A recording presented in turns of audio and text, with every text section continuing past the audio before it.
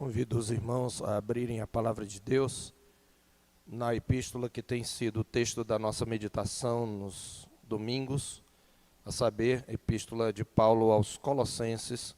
Nós leremos o capítulo 3, versículos 20 e 21, sobre os deveres dos filhos e dos pais. Colossenses, capítulo 3, versículos 20 e 21. E você pode já também deixar aberta a sua Bíblia, marcada em Efésios capítulo 6. Nós também consultaremos este texto que é paralelo e lança luz sobre o nosso texto, Efésios 6, de 1 a 4. Mas nosso texto principal, texto básico, é Colossenses 3, versos 20 e 21. Filhos, em tudo obedecei a vossos pais, pois fazê-lo é grato diante do Senhor. Pais, não irriteis os vossos filhos, para que não fiquem desanimados. Agora eu vou fazer um exercício com vocês. Eu queria que só os filhos lessem bem forte, em voz audível, aqueles que ainda estão debaixo da autoridade de seus pais e podem ler, o verso 20. E os pais, logo em seguida, lessem o verso 21. Vamos lá? Filhos,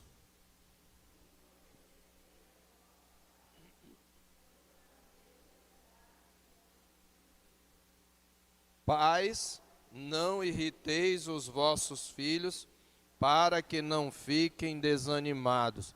Mais uma vez, eu quero ouvir os filhos estão meio desanimados para falar sobre obediência, né? Mas hoje a gente vai ouvir sobre isso. Vamos lá, bem forte. Filhos,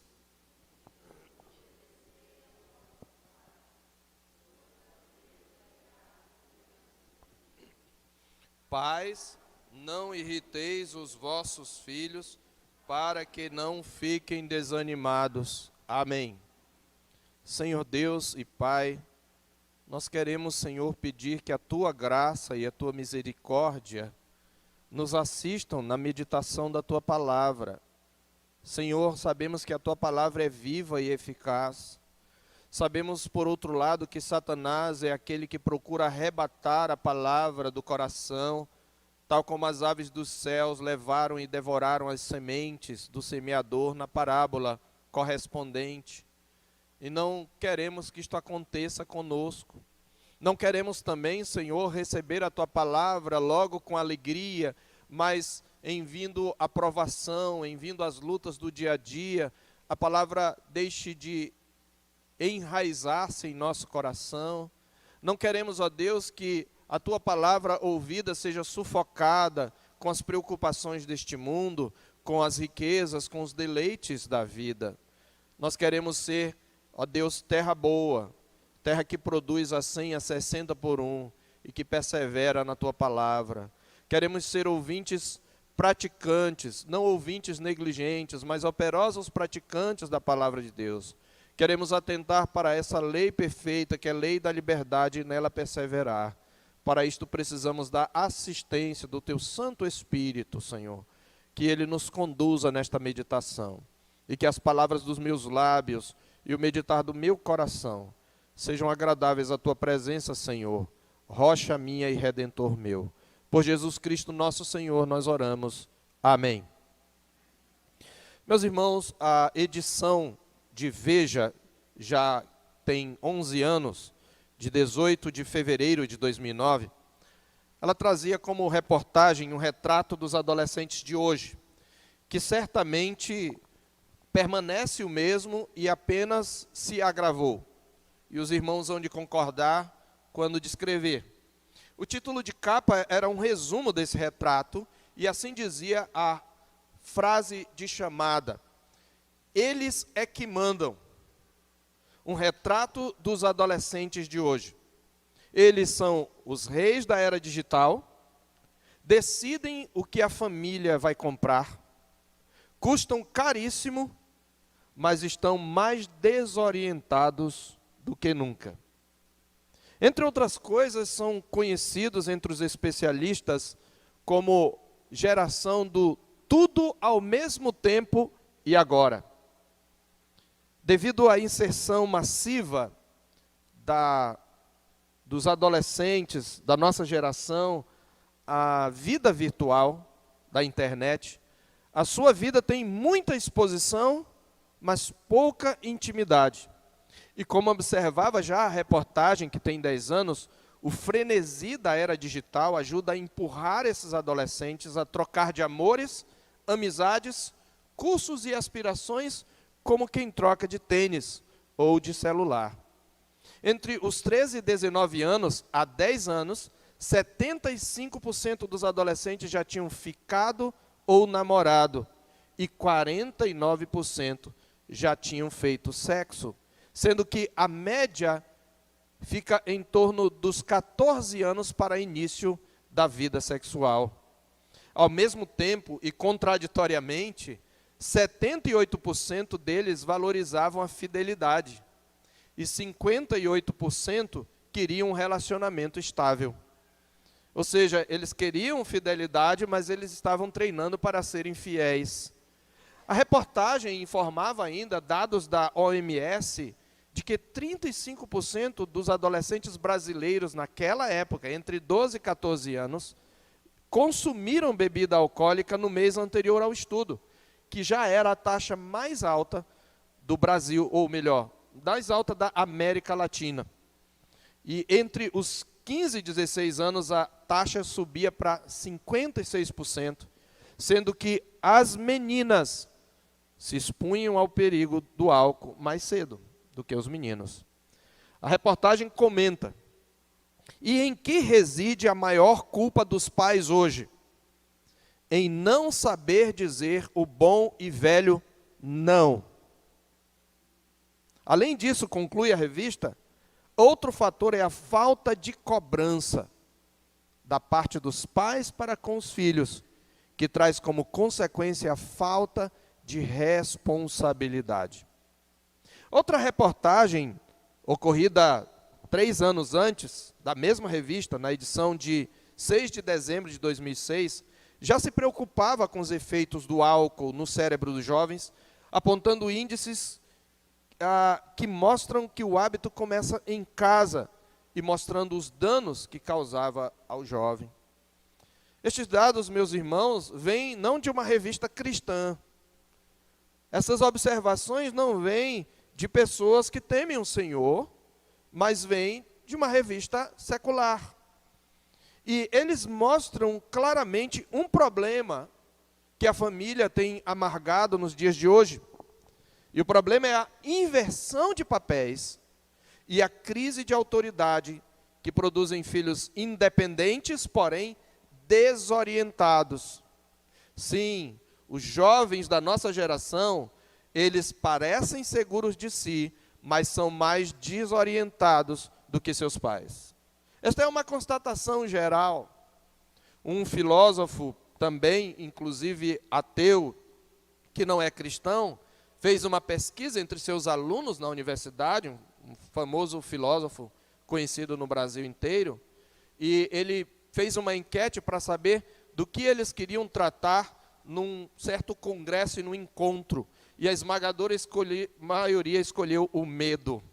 A gente queria falar um pouco sobre o medo, porque quando eles entram no mercado de trabalho, eles entram com medo.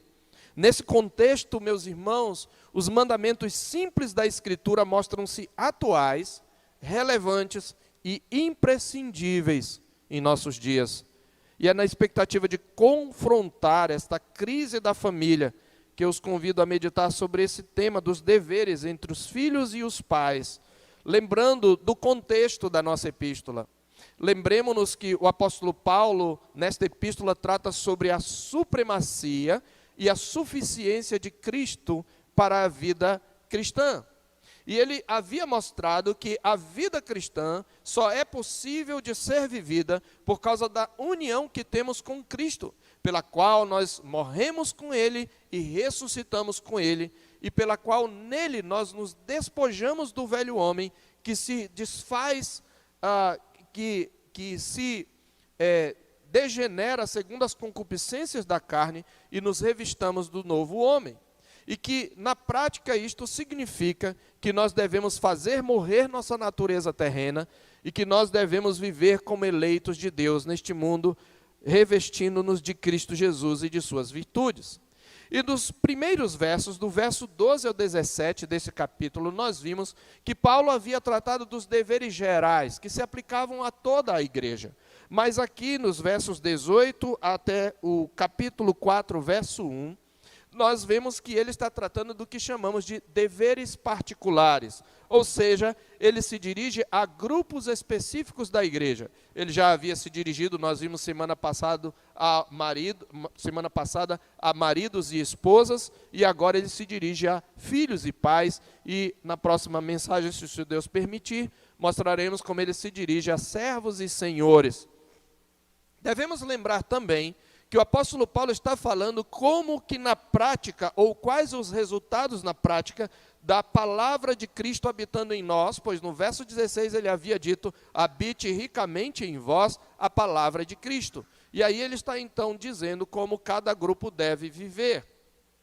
É claro que nem todos aqui são filhos, ou pelo menos nem todos aqui estão debaixo de autoridade paterna, alguns já saíram de debaixo da autoridade, e nem todos são pais, mas eu quero repetir o que falei na semana passada. Estes mandamentos, eles eram lidos para todos. O apóstolo Paulo, no próprio capítulo 4 de Colossenses, aí já na mesma página aberta, embora tenhamos lido o capítulo 3, ele recomenda no verso 16 do capítulo 4, e uma vez lida esta epístola perante vós, providenciai para que seja lida na igreja dos Laodicenses e a dos de Laodiceia, leide-a igualmente perante vós. Ele tinha escrito uma epístola para a igreja da cidade vizinha de Laodiceia, da qual nós não temos nenhuma cópia, mas aprove ao Senhor deixar esta aqui no nosso cânon sagrado para a nossa instrução, mas por que todos têm que ler? Porque um dia aqueles que hoje não são pais poderão ser. E, de qualquer maneira, ele havia dito que a palavra de Cristo habita em nós, rica e abundantemente, à medida em que nós nos instruímos e aconselhamos mutuamente, de modo que é importante sabermos dos deveres, não só nossos próprios, mas uns dos outros.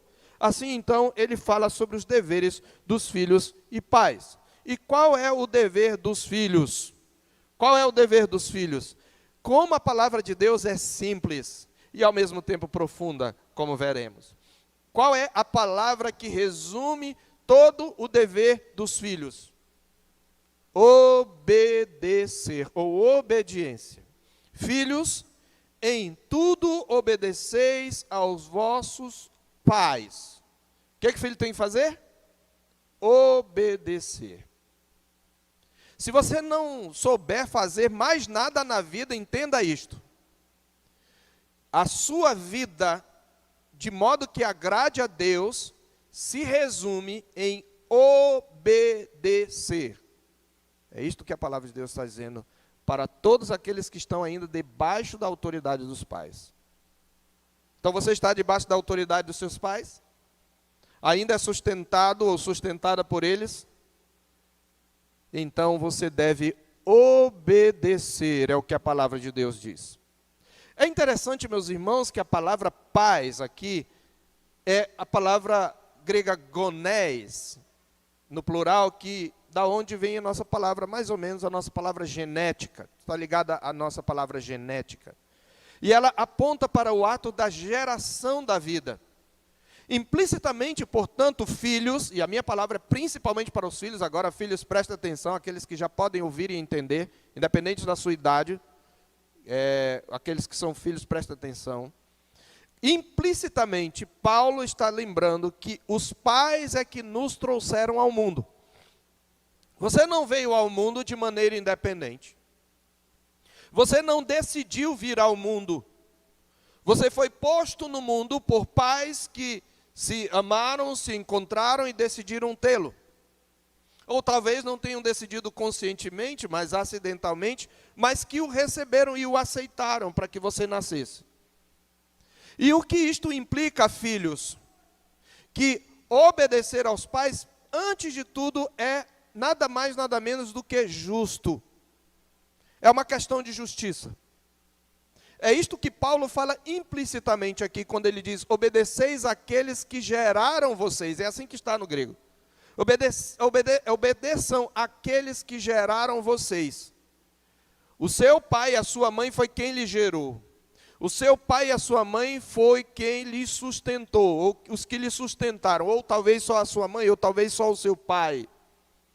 Mas aqueles que estão sobre você como pais, seja biológicos, seja do coração, não só eles geraram vocês, mas eles sustentam vocês, eles proveem para vocês, eles protegem vocês.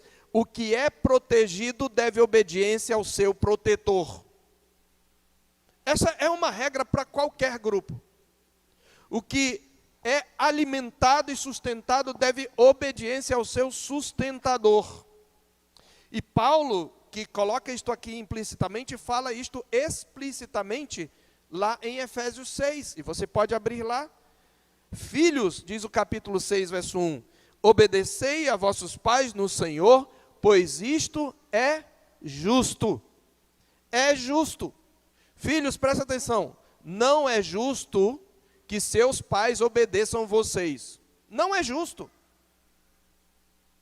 Não é justo que vocês mandem na casa, que vocês decidam o que comprar, o que comer. Não é justo. Porque Deus colocou os seus pais como autoridade sobre vocês para a sua proteção. Então, obedeçam seus pais porque é justo. Eles que colocaram vocês no mundo, eles que sustentam vocês. Mas é justo também porque é um mandamento de Deus. Veja no capítulo 6 de Efésios. Honra a teu pai e a tua mãe, que é o primeiro mandamento com promessa, para que te vá bem e sejas de longa vida sobre a terra. Nós temos aqui o 5º mandamento. E você lembra que as tábuas da lei se dividiam em 2 blocos. Os primeiros 4 mandamentos se referem sobretudo à nossa relação com Deus, atendendo ou resumindo o mandamento: amarás o Senhor teu Deus de todo o teu coração, de toda a tua alma, de toda a tua força, conforme o texto de Deuteronômio 6.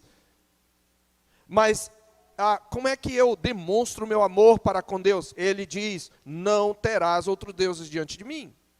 Segundo lugar, não farás para ti imagens de escultura, nem semelhança alguma do que há em cima no céu, nem embaixo na terra, nem nas águas debaixo da terra. Terceiro, não tomarás o nome do Senhor teu Deus em vão. E quarto, lembra-te do dia de sábado para o santificar. E o 5º mandamento é o primeiro, que diz respeito ao nosso relacionamento direto com o próximo, embora o 4º também tenha um aspecto humanitário, mas o 5º especificamente trata do próximo. E qual é o primeiro relacionamento que ele resguarda? Porque os mandamentos, eles resguardam a santidade dos relacionamentos. E qual é o primeiro mandamento? Honra teu pai e tua mãe. Deixa eu falar uma coisa para você. A palavra hebraica aqui traduzida por honrar é glorifica teu pai e tua mãe. A ideia é de um peso. A palavra aqui, glória, é a palavra mesma para peso, para riqueza. Sabe o que significa, pai? Filhos, reconheçam a preciosidade que é ter um pai e uma mãe ou correspondentes. Honra, glorifica, reconhece a glória da paternidade, a glória da maternidade. Paulo está aplicando o mandamento dizendo que eu honro os pais obedecendo. Essa é uma das formas, a primeira forma de honrar meu pai. A minha pergunta, filho, é: você valoriza seu pai? Você valoriza a sua mãe? Você reconhece o valor que ela tem para você, que o seu pai tem para você, que aqueles que cuidam de você têm para você? Você demonstrará isto honrando, e quem honra, obedece. Mas não só isso. Ele traz uma promessa. Paulo ressalta que é o primeiro mandamento com promessa: para que te vá bem e sejas de longa vida sobre a terra. É promessa do Senhor. Não é provérbio, é lei, e é uma promessa, como a Escritura mesma diz, interpretando a própria Escritura. Via de regra, e as exceções ocorrem neste mundo, mas ela só confirma a regra, mas via de regra, filhos obedientes tendem a viver mais e viver melhor. É o que a palavra de Deus está dizendo. Então você quer ter vida longa, vida obediente, filho, crente no Senhor Jesus, você precisa obedecer a seus pais, porque é justo. Agora, eu quero ressaltar dois aspectos desta obediência. Voltando para Colossenses, ele diz: filhos, em tudo, obedecei a vossos pais. O que é que quer dizer isso? Que você deve obedecer quando você concorda e quando você discorda. Que você deve obedecer quando você acha justo a ordem que ele deu, ou a proibição que ele fez, e que você deve obedecer quando você também não acha justo. Você deve obedecer quando você acha que ele está certo, e você deve obedecer quando você acha que ela está errada também. Em tudo. Sabe por quê? Porque você não tem, via de regra, mais juízo do que seus pais. É possível que no momento você haja de maneira mais sábia, eventualmente é possível, pois seus pais são pecadores, mas via de regra eles têm mais experiência, mais tempo de vida, eles têm mais conhecimento e mais sabedoria.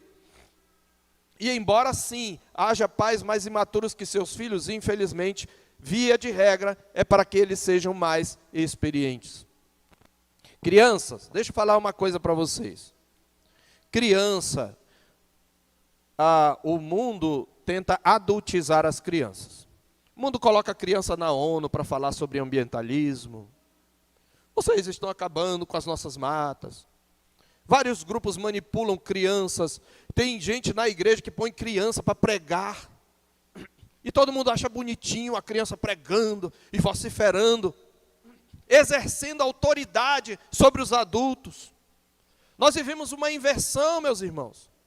Mas eu preciso dizer uma coisa para você, criança, que não é uma ofensa, é uma realidade. Você não tem juízo.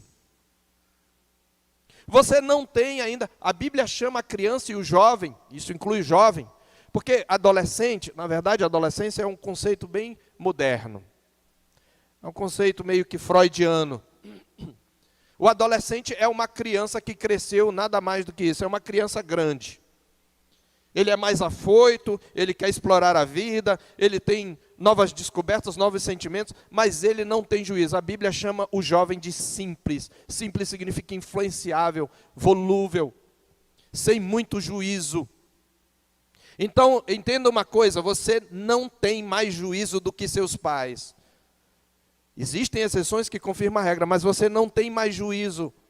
Você não tem capacidade para discernir entre o bem e o mal.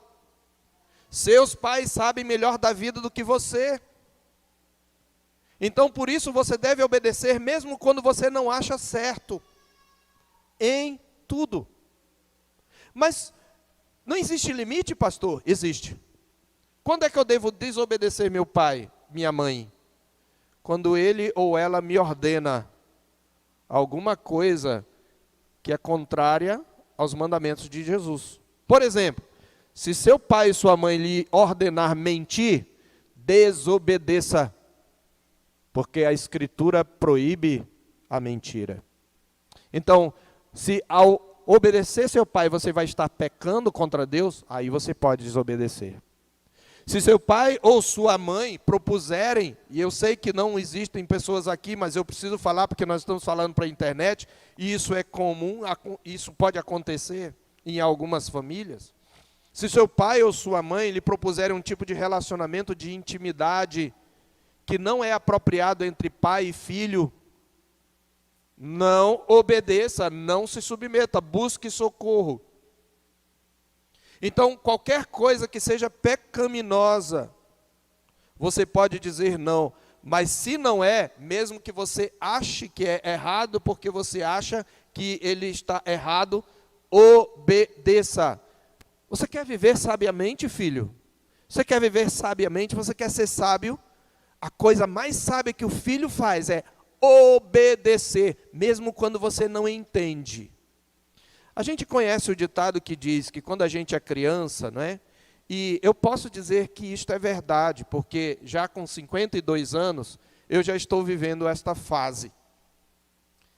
Quando eu era pequeno, eu dizia, meu pai sabe tudo, meu pai pode tudo, meu pai tem força para levantar qualquer peso. como meu pai é o meu herói. Minha mãe sabe tudo. Depois eu fui ficando adolescente, falei, eu vou usar aqui a gíria mais ou menos da minha época, né? Infelizmente, me desculpe se não é mais isso que eu digo. Ih, o coroa está viajando. Sabe, da época antiga, sabe, aquelas coisas antiquadas. Ele não entendeu que o tempo... Quando eu me casei, eu comecei a perceber que meu pai tinha razão em algumas coisas. E quando nós tivemos nossa filha, eu falei, nossa, meu pai, parece que eu estou ouvindo meu pai. E hoje eu lembro, minha mãe era uma sábia. Minha mãe era uma sábia, meu pai era um sábio. Filhos, deixa eu falar uma coisa para vocês. Vocês vão descobrir, quando vocês forem adultos, quão sábios eram seus pais, quando vocês tiverem experiência. Então, até lá, obedeçam em tudo os seus pais. O segundo aspecto dessa obediência é a motivação. Por que você deve obedecer? Eu já falei porque é justo, mas tem uma motivação ainda mais importante e que é infalível. Obedecei a vossos pais, observe o verso 20, pois fazê-lo é grato diante do Senhor. A gente fala tanto que ama Jesus, não é? Ah, eu amo a Jesus, eu estou contente em Cristo, Cristo é o meu Senhor, Cristo é o meu Salvador, eu amo a Cristo, eu adoro a Cristo, nós cantamos aqui a Cristo. Você ama o Senhor, você quer agradar o Senhor, você quer alegrar o coração do Senhor, obedeça a seus pais por devoção ao Senhor. E isto é importante, sabe por quê? Sua mãe é uma pecadora. Ela às vezes erra. Ela é pecadora. O xará da minha filha olhou para a mãe. É mesmo. Sua mãe, seu pai é um pecador. Ele comete erros. E às vezes a gente não fica muito motivado a obedecer, né? Quando a gente percebe falhas nos pais. Sim, vocês percebem falhas. Mas a Bíblia não diz que você deve obedecer a seu pai e sua mãe porque eles são perfeitos. Mas porque isto agrada ao Senhor Jesus. Ao Senhor Deus. Então você quer agradar a Deus? Hoje, a nossa sociedade, ela é crente. A sociedade ocidental, de um modo geral, é crente. Mas lembre-se, ela diz, olha, Deus é bom, fé em Deus, até bandido fala isso, fé em Deus, né? E a gente consegue tudo, com Deus eu estou, Deus é o meu guia, Deus é o meu guarda, Deus isto, Deus aquilo, sempre para o meu favor. Mas como é que eu mostro o meu amor a Deus? Se me amais, guardareis os meus mandamentos. Então você ama Jesus, você reconhece Jesus como Senhor e Salvador da sua vida, você quer agradar a Jesus, obedeça, porque fazê-lo é grato diante do Senhor. E isto também é o limite da sua obediência, porque tudo aquilo que não agrada ao Senhor não deve ser obedecido. Por isso você precisa conhecer a palavra do Senhor. Então, meus queridos, mesmo que vocês achem que eles não merecem, sim, porque existem pais e mães desnaturados. Eu não acredito que haja aqui, mas existem pais e mães desnaturados. Pais e mães que não cuidam com tanto zelo de seus filhos. Mas se você é crente em Jesus, se Ele habita em você pelo seu Espírito, e o alvo da sua vida é agradá-lo, então, filhos, vocês têm motivação de sobra para obedecer aos pais, a quem Cristo delegou autoridade sobre sua vida. Sabe por quê? Porque o seu modelo é Cristo. Cristo é Deus. E a Bíblia diz que, embora sendo Deus, Ele não julgou o ser Deus como algo a que tinha que se apegar, mas Ele se esvaziou, se encarnou e se fez servo, e foi obediente até a morte e morte de cruz. Cristo, o Filho, não é menor que o Pai em glória, poder, santidade, justiça e todos os atributos. Tudo que o Pai é, o Filho é. E os três, Pai, Filho e Espírito Santo, são um só Deus. Mas para a nossa salvação, para a execução do plano redentor de Deus, Cristo se submeteu ao Pai, se fez carne, e foi nesse sentido que ele disse: o Pai é maior do que eu, porque em sua humanidade ele veio e obedeceu o Pai. E ele obedeceu até a morte, e morte de cruz.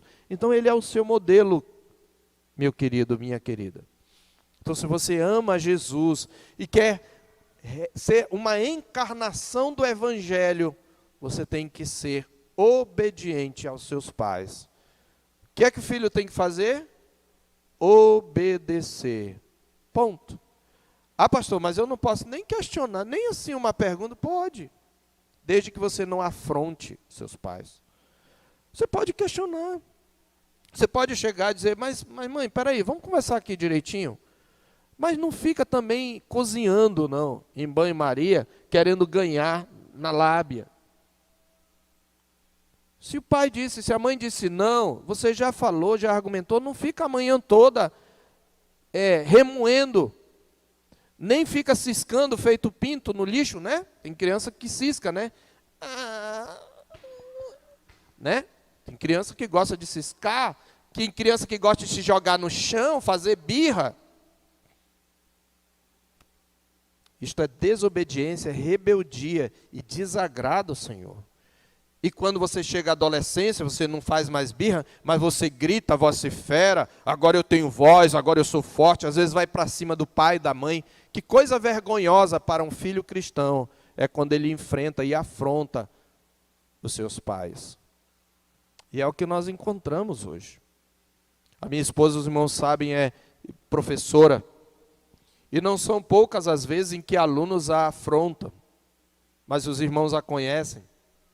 Ela não se curva a nenhuma afronta, e é impressionante como a maioria deles passa a gostar dela depois que é confrontado. Ela diz: meu filho, se você é assim aqui comigo, eu imagino com seus pais, mas aqui você tem que obedecer. Filhos, obedecei a vossos pais. Agora vamos aos deveres dos pais, né? Já falei bastante com os filhos. Agora, qual é o deveres dos pais? Eu quero começar com uma observação muito importante aqui, especialmente para aquelas famílias que têm o pai e a mãe.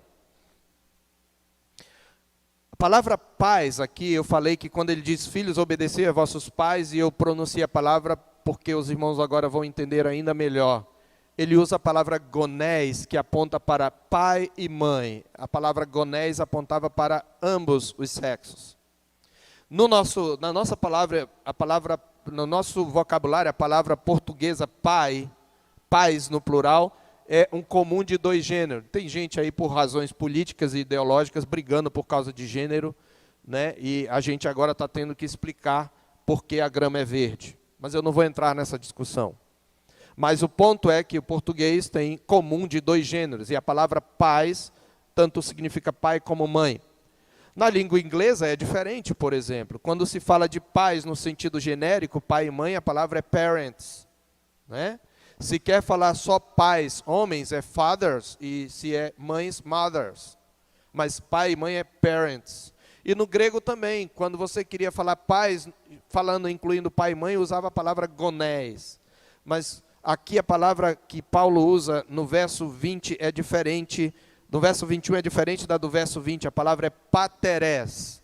E aí dá para você entender a quem ele se dirige especialmente: aos homens, aos pais. E aqui, obviamente, para as famílias que têm pai presente. E aí eu queria falar aos homens aqui que são pais, porque Paulo se dirige especialmente aos homens. Eu falei aqui na semana passada que os conselhos aqui não são exaustivos, eles não cobrem todas as áreas, todas as atividades, mas eles são específicos para o contexto em que Paulo está escrevendo, e eles especialmente combatem tendências e pecados típicos de cada pessoa segundo o seu papel. Há pecados que, embora não exclusivamente, são mais frequentemente cometidos pelas mulheres e há pecados que são mais frequentemente cometidos pelos homens. Da mesma sorte, existem pecados mais frequentemente cometidos pelos filhos e pecados pelos pais. E uma coisa que os homens são mais tendentes a fazer, embora mulheres em número cada vez maior o façam por influência desse nefasto movimento chamado feminismo, muitos pais, a maioria dos pais homens, tendem a ser ausentes da sua família. Alguns abandonam mesmo a família e os filhos, infelizmente. E alguns, mesmo estando na família, eles não são presentes, eles não participam, eles deixam tudo nas mãos das mulheres. E na época de Paulo, isso talvez fosse ainda pior, porque naquela época os homens tinham direito, pela lei romana, de matar sua mulher e até mesmo de vendê-la como escrava aos filhos. E Paulo aqui traz algo revolucionário para os homens da época. Ele está dizendo: pais, não provoqueis vossos filhos a ira. Mas é claro que eu não estou dizendo que isso não se aplica à mãe, sobretudo aquelas que criam seus filhos, ou seus netos, ou seus sobrinhos, que nós temos mães aqui de todo tipo. Mas o que eu vou falar, especialmente chama a atenção dos homens, mas não exclusivamente. Ele diz: não provoqueis vossos filhos na ira. Muitos pais têm deixado a responsabilidade da criação dos filhos nas costas das mães, sobrecarregando-as, privando seus filhos do referencial masculino que eles precisam. E isto não quer dizer que a mãe seja menos importante, pelo contrário, falar da importância materna é quase redundante, e ninguém negaria o papel fundamental das mulheres, mas o que eu ressalto aqui é que certamente tem a concordância das mães, é que a ausência masculina sobrecarrega as mulheres e contribui para a crise de autoridade em que vive a família. Além disso, a ausência masculina ou uma presença masculina distorcida estão entre os responsáveis pela crise de identidade sexual em que vivem os adolescentes e jovens do mundo atual. A Escritura estabelece os deveres dos pais para com seus filhos. E aí, o dever pode ser dividido em um aspecto negativo, que é o que é enfatizado por Paulo, e um aspecto positivo, para o qual nós vamos precisar de Efésios 6. O aspecto negativo é: pais, o que vocês não devem fazer. Preste bem atenção, pais, agora. Agora é para os pais. Não provoqueis, não irriteis os vossos filhos. É verdade, filhos. Às vezes os pais são irritantes. E a Bíblia diz aqui, porque ela sabe, o Senhor sabe, que essa é uma tendência dos pais: irritar e provocar seus filhos. No texto bíblico, queridos, isto não se refere a provocar aquela birra manipuladora que os filhos são inclinados a fazer para chamarem a atenção, envergonharem os pais e conseguirem o que querem. Não estou falando daquela birrinha, não. Não significa também, pais, que vocês devem fazer das tripas coração para evitar todo tipo de frustração nos filhos, ou que você não pode machucar a autoestima do filho em nenhum sentido. Afinal, como ressaltou, usando aqui as palavras de Paulo, como um seu profeta falou, né? Os pagãos, ou os não cristãos, vamos colocar assim, têm seus profetas, que, iluminados pelo mesmo Espírito, podem ter um elemento de verdade, pois a verdade é verdade de Deus, mesmo vindo da boca de um ateu ou de um não cristão. Então, Tânia Zaguri, eu nem sei a confissão dela, mas ela escreveu um livro mostrando que frustração não é trauma, e muitos pais têm medo de traumatizar os filhos. Esse tipo de ira não é o que eu estou falando aqui por não provoqueis, esse emburramento mimado que deve ser tratado, na verdade, com disciplina. Não é disso que estou falando. Não é disso que a Escritura fala. O que ela quer dizer quando fala não provoqueis ou não irriteis vossos filhos? A palavra provocar aqui, meus irmãos, diz respeito àquelas atitudes em que os filhos não são tratados de maneira digna, conforme a palavra de Deus. E acreditem, pais, Os filhos sabem do que eu estou falando. Os filhos sabem a diferença entre a provocação que sentem porque foram contrariados, ou seja, que provém do seu coração pecador e rebelde, e a provocação que é resultado de terem sido tratados indignamente. Filhos sabem. Filhos fazem ceninha de que isso não é injusto, mas no fundo, lá no fundo do coração, eles sabem quando você está sendo justo ou injusto. Eles sabem quando você está cometendo um erro. Eles percebem o erro. Eu nunca esqueci de um dia que vi uma mãe repreender o filho porque havia chamado um palavrão, disse: ei, seu boca suja, pare de falar palavrão. Na verdade era uma filha, e a filha que tinha uns 7, 8 anos, disse: ah, mamãe, é só os adultos que podem, né? Só os adultos que podem. Seus filhos percebem quando você tem uma atitude indigna. E para nós entendermos o sentido da exortação, nós podemos apontar algumas atitudes, e nós já tratamos disso quando nós falamos da educação de filhos naquele curso, ou naquela série de estudos na quarta-feira, e grande parte aqui, na verdade, quase tudo vai ser uma revisão. Que atitudes que provocam pecaminosamente os filhos? Preste bem atenção, pai, para você saber a diferença. Vou dar alguns exemplos. Você irrita e provoca seus filhos, ou seu filho, ou sua filha, quando você comete abuso de autoridade. Abuso de autoridade. Como é que eu cometo abuso de autoridade? Quando eu uso de violência, e a vara não é violência. Não estou falando de vara. A Bíblia ordena usar a vara. Já falaremos dela. Mas tem pais, por exemplo, que ficam zangados com o filho e puxam o filho para lá e para cá, dá chacoalhão, dá beliscão, empurra, né? Às vezes o filho virou, faz tudo de casa e, ok, filhos, isso não é razão para você não obedecer. Obedeça mesmo quando for injusto. Mas às vezes o pai, a mãe, às vezes estão com preguiça e o filho já deitou, levanta, chama o filho para fazer alguma coisa que eu posso fazer. Às vezes o computador está bem aqui pertinho, eu chamo o filho lá no outro quarto para pegar o meu computador, porque eu não tenho... às vezes a gente usa da autoridade em favor próprio. E a gente muitas vezes abusa da autoridade. Nós também irritamos nossos filhos quando nós levamos o conflito para o lado pessoal. Tem pais que se trocam com seus filhos. E são principalmente as mães, embora não exclusivamente, que fazem isso. Chantagem emocional. Ah, você só me dá dor de cabeça. Ah, você não sabe o quanto que eu trabalho todos os dias para te sustentar e fica jogando na cara do filho. Eu acho que tem momento que você tem que lembrar ao filho quem o sustenta, mas você tem que fazer de um jeito que não leve para o lado pessoal. Ah, vocês fazem da minha vida um inferno. Ah, você quer me ver com raiva, você só quer me ver infeliz, você faz questão de me deixar triste para baixo, e a gente fica se trocando com os filhos. Quando a gente leva as questões para o lado pessoal, a gente provoca os filhos à ira, provoca os filhos ao desânimo.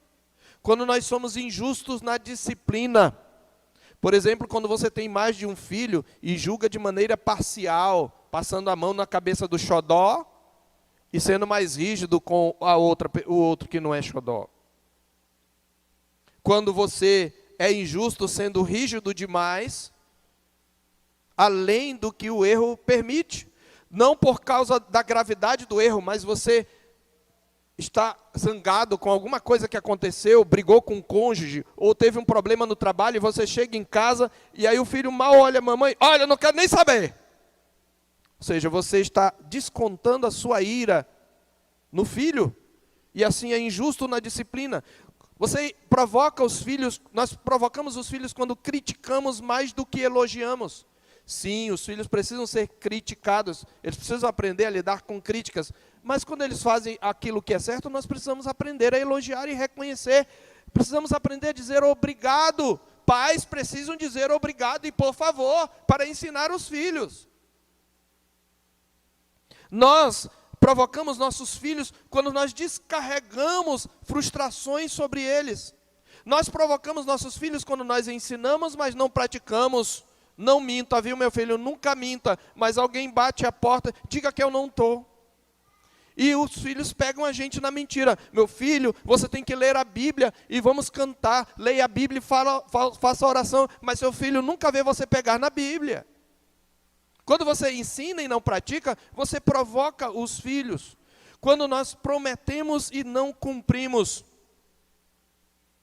Muitas vezes a gente promete coisas para comprar, cooptar o filho, que a gente não está disposto a cumprir. A gente faz isso desde pequeno, mentindo para o filho. É melhor, é menos cruel. Aliás, não é cruel, é amor. Você ir lá e usar a vara para que seu filho obedeça. E é melhor do que você dizer, como eu já vi pais, o filho não quer vir. Vem cá, meu filho, filho de 1 ano e meio. Vem, meu filho, ó, toma aqui. Fecha a mão, não tem nada na mão. Quando nós somos assim desonestos, quando nós não reconhecemos erros, sim, pais, nós precisamos às vezes dizer, filho, sinto muito, eu exagerei, me perdoe, falei alto demais, me perdoe, eu prometi e não cumpri, eu quero que você me perdoe. Eu me lembro que uma vez eu estava no meu gabinete lá em Caracaraí, que ficava em casa mesmo. Estava orando ao Senhor e pedindo perdão ao Senhor. E claramente veio ao meu coração aquele texto da Bíblia, que nós devemos perdoar aos outros as suas ofensas. E também veio ao meu coração, e eu estava clamando a Deus por misericórdia, por pecados que nós cometemos no dia a dia. E eu disse, eu sou teu filho. E eu comecei a cobrar algumas coisas de Deus, e Deus me mostrou naquele momento que aquilo que eu estava cobrando dele como pai, eu não estava fazendo com relação à minha filha. E eu me lembro quando eu tive que chamá-la até o gabinete e pedir perdão. Aproveitei que eu estava de joelho e continuei de joelho. E é uma experiência tão tremenda, porque o filho dificilmente vai dizer não. Possivelmente ele vai chorar com você, vai abraçar com você e vai dizer sim, eu perdoo. Nós temos que aprender a dizer, sinto muito. Às vezes os filhos precisam ouvir isso. Quando nós não reconhecemos erros, nós os irritamos. Quando nós mentimos, enfim. Quando temos qualquer uma dessas atitudes que eu citei à guisa de exemplo, nós deixamos nossos filhos, e aqui eu quero usar o sentido da palavra, a palavra para que não fiquem desanimados. Paulo diz, não irriteis os vossos filhos, e lá em Efésios ele diz, não provoqueis vossos filhos a ira. E aqui ele diz, para que não fiquem desanimados. Usando todo esse grupo de palavras, o que Paulo está dizendo é que quando nós temos atitudes pecaminosas, nós deixamos nossos filhos em uma dessas condições: irritados, ou amargurados, ou ressentidos, ou inseguros, ou angustiados, ou revoltados, ou desanimados. Muitos pais não entendem porque os filhos são desanimados, ou porque os filhos são rebeldes, em razão da forma como eles os trataram. E às vezes acha que o psicólogo vai resolver, mas não resolve. Enquanto em nosso texto a palavra de Deus nos ensina numa perspectiva negativa, ou seja, no que diz respeito ao que não devemos fazer, em Efésios 6:4, ela nos mostra o que devemos fazer. E eu quero que você vá para lá, pai, mãe. E vós, pais, não provoqueis vossos filhos a ira, mas criai-os na disciplina e na admoestação do Senhor. Eu quero chamar a sua atenção para 4 expressões aqui. A primeira expressão é a expressão criar. E essa palavra criar, ela já ocorreu em Efésios no capítulo 5, 29. Confira aí. Falando do cuidado que o marido tem para com a mulher, Paulo diz, porque ninguém jamais odiou a própria carne, antes a alimenta e dela cuida, como também Cristo o faz com a igreja. Essa palavra, você pode sublinhar, alimenta, é a mesma palavra traduzida aqui no verso 4 por criai-os. Então, a palavra traz a ideia de promover o crescimento. Pais, preste atenção, é sua a função, o dever, a obrigação e a tarefa de promover o crescimento, a educação dos seus filhos. A palavra aqui traz a ideia de nutrir, envolve nutrir, alimentar, mostrando a responsabilidade de manter, acalentar, desenvolver pelo cuidado e pelo esforço a vida física, intelectual, emocional e espiritual de seus filhos, fornecendo a eles tudo o que é necessário e adequado ao ao crescimento. Tudo o que é adequado para o crescimento deles. Tudo. Então, eu quero chamar sua atenção para esse ponto. Pais, a responsabilidade de criar, de nutrir, de acalentar, de educar, de promover o crescimento dos seus filhos não é da igreja, não é do pastor, também não é da escola. A escola ensina matérias, disciplinas, não é do papai Estado. Tem pai cristão comemorando essa inclinação que o Estado brasileiro tem para a educação integral. Agora nós vamos ter educação integral. Nossa, agora meu filho vai ser muito bem educado.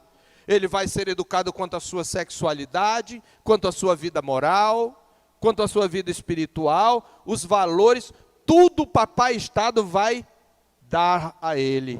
O Estado tem se tornado um Deus.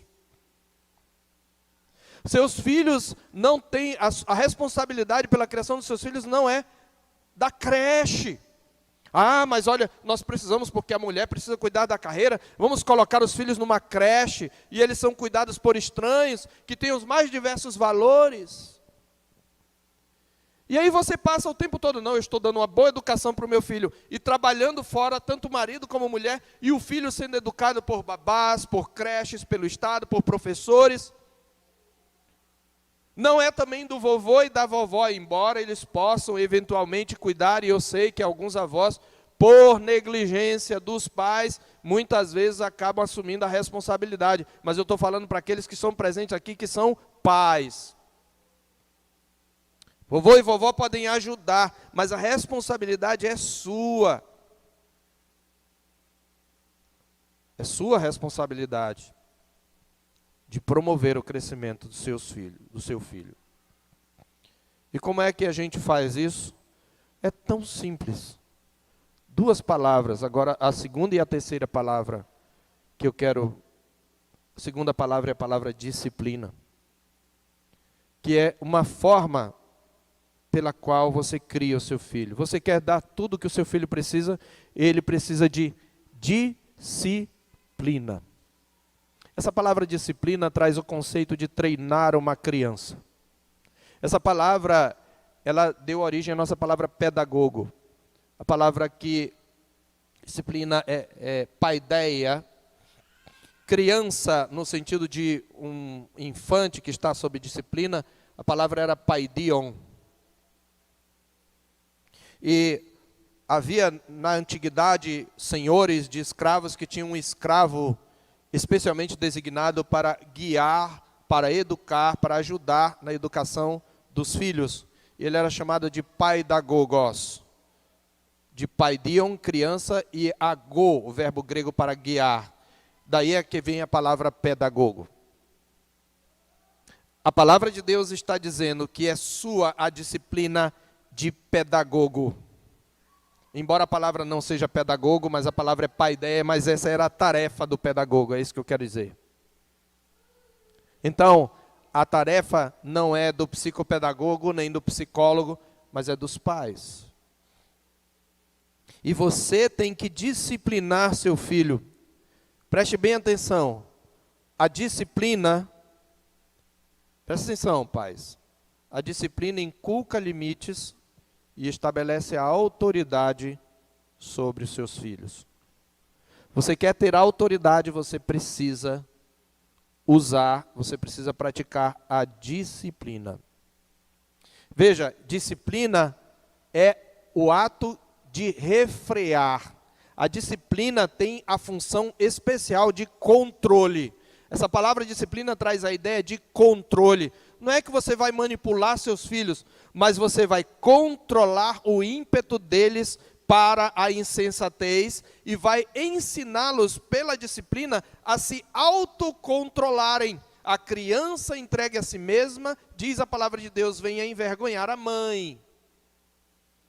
Disciplina estabelece o freio, e essa é uma das palavras hebraicas para disciplina, ela tem um sentido de freio. E é a mesma palavra usada para o freio que se coloca na boca dos cavalos. A palavra de Deus nos mostra então que você precisa disciplinar e isso estabelece autoridade. Você deve ser amigo do seu filho, amiga do seu filho, da sua filha, mas não é o seu coleguinha, o seu parceiro, ou como diz numa corrupção da linguagem, o seu pareceiro, né? Nossas mães dizem assim, eu não sou tua pareceira não, né? É parceiro, né? Na verdade. Então ele não é seu coleguinha, ô filhinho, chega aqui, não. Você é pai, ele é filho, isso precisa ficar claro, mesmo que ele seja mais inteligente, porque os pais de hoje eles dizem, meu filho é mais inteligente do que eu não estudei, eu não passei mas meu filho é tão inteligente, tá meu filho, sim senhor, eu vou falar, como é que você quer meu filho? E os filhos agora estão guiando e aconselhando os pais. Não é só a universidade que dá sabedoria, a vivência também dá sabedoria, pais. E nós precisamos entender isto. E nós precisamos, então, fazer com que os filhos entendam que nós somos autoridade. Eu me lembrei, ao preparar essa mensagem, eu lembrei de um dia que eu estava na casa do pastor, o reverendo Hermes. Eu vou citar o nome que é um bom exemplo, né? Estava em casa dele, tomando lá um gostoso café e conversando, e por alguma razão, a sua filha estava lá numa cela, né, no quarto, porque ela tinha extrapolado, feito que não devia, e ele a colocou de castigo no quarto. E a janela dava para a varanda.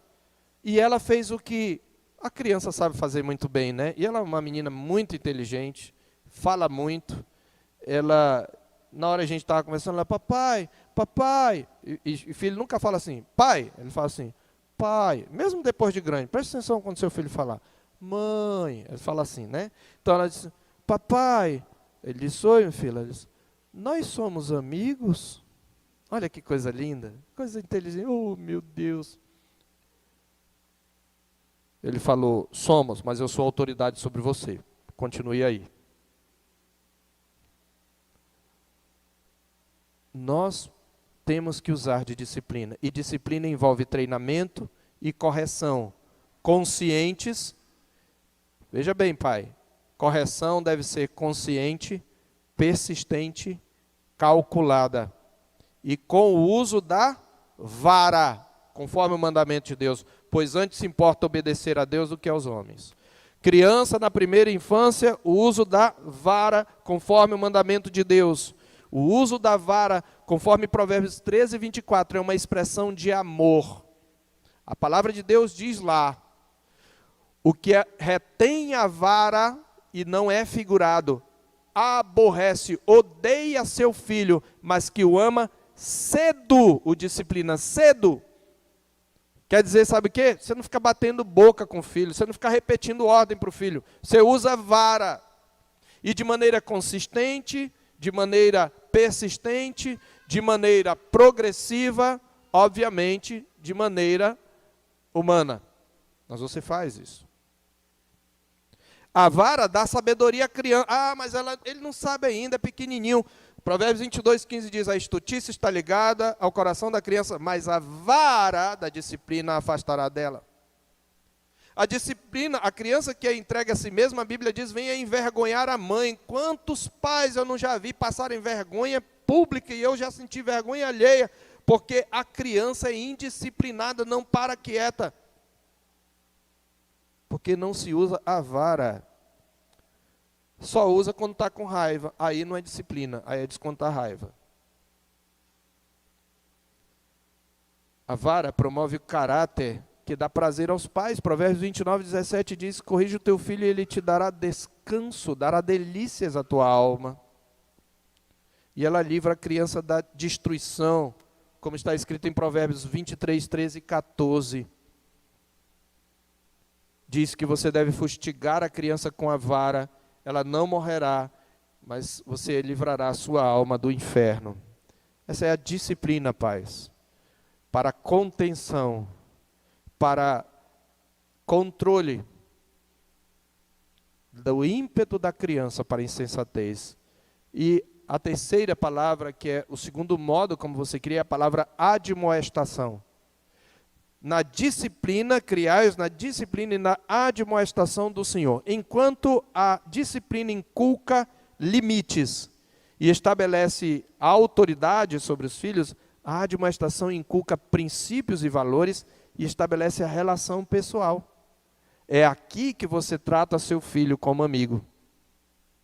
É aqui que você tem aquele diálogo cujo fundamento é a palavra de Deus.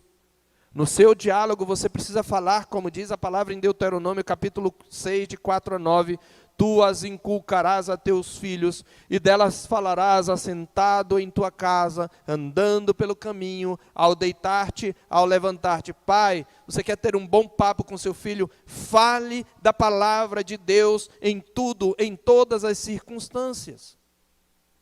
Inculque a palavra de Deus no coração dele.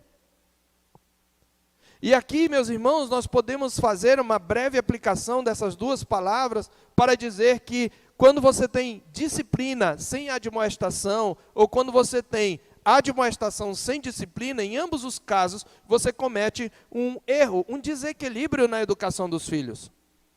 Muitos pais usam muito diálogo, mas aplicam pouca disciplina. O filho já entendeu, você sabe quando o filho já entendeu, mas ele continua teimando, então é um momento de disciplina.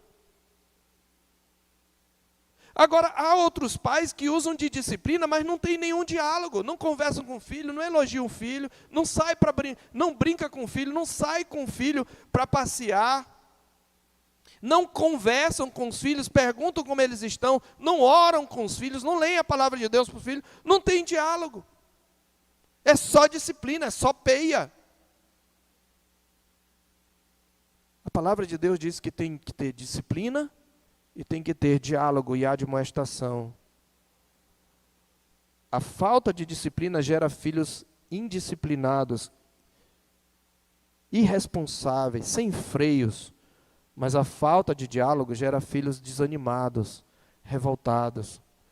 Muitos pais não percebem porque eles estão sem saber o que fazer porque os filhos estão desanimados, depressivos. Eles não percebem que suas atitudes às vezes contribuem para isso. Ou revoltados, ou rebeldes. Pastor, não sei mais o que fazer com esse menino. Olha, esse menino não obedece.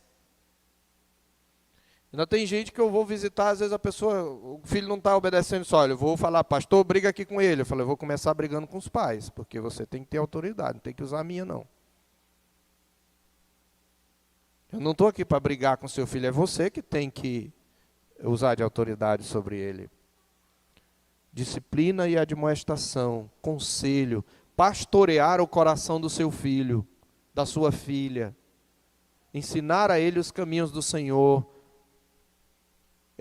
tentar responder às suas dúvidas, estimular o seu filho, a sua filha, a devoção ao Senhor, ensinar de maneira consciente, deliberada. Agora, pais, para isso precisa, pais, presta atenção aqui, para isso vocês precisam de uma coisinha que hoje os pais têm aberto mão. Tempo. Tempo. Às vezes a gente quer dar uma vida boa para o filho, e vida boa para a gente é uma vida confortável. A gente passa quase todo o dia fora de casa. E não tem tempo para sentar com os filhos. E o pouco tempo que fica é todo mundo no seu celularzinho, sem conversar. Filhos e pais, sem tempo, pais, sem tempo, sem gastar tempo, não é possível educá-los da maneira que o Senhor ordena. E por último, eu quero concluir com isso, ele diz que é na disciplina e na admoestação do Senhor. O fundamento da educação dos filhos não é a educação que você recebeu, muito embora você possa tirar proveito dela, sem dúvida. Mas esse não é o fundamento. Ah, mas eu fui criado desse jeito. Não, não é como você foi criado. O fundamento é o Senhor, o senhorio de Cristo e sua palavra. O fundamento também não são as últimas descobertas da psicologia secular. É a palavra do Senhor. Criar filhos, portanto, meus irmãos, é um processo consciente, envolve esforço, planejamento, consistência, persistência, sofrimento e, acima de tudo, dependência de Deus. Mas é possível. É possível por causa do Senhor. É possível por causa da graça. E você tem um padrão, e esse padrão é nosso Pai Celestial. Ele é o Pai que nos disciplina, que nos provê, que nos sustenta, e por meio de nosso Senhor Jesus Cristo nós temos tido a oportunidade. Veja como Ele trata você e trata seus filhos do mesmo modo. É possível porque para aqueles que estão em Cristo. Por isso que a primeira coisa que você precisa é converter-se a Cristo. Se você não é de Cristo, você precisa converter-se a Cristo. Cristo precisa ser o teu Senhor, você precisa confessá-lo como Senhor e Salvador da sua vida, porque fora de Cristo você não tem condições de viver isso da perspectiva correta. Mas se você já é de Cristo, você precisa tomar posse da união que você tem com Cristo, pelo poder do Espírito, e seguindo a palavra, criar seus filhos e os filhos obedecerem seus pais. Lembrando aqui um certo comentarista, a criação de filhos é um trabalho temporário. Um dia eles terão de sair de casa.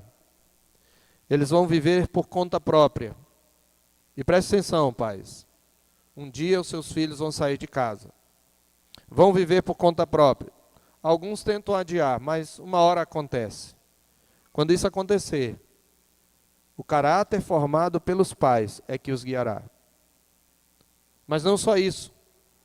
Ao criar seus filhos, você está transmitindo um legado através dele para a próxima geração. Minha pergunta é, que legado você está deixando através dos seus filhos?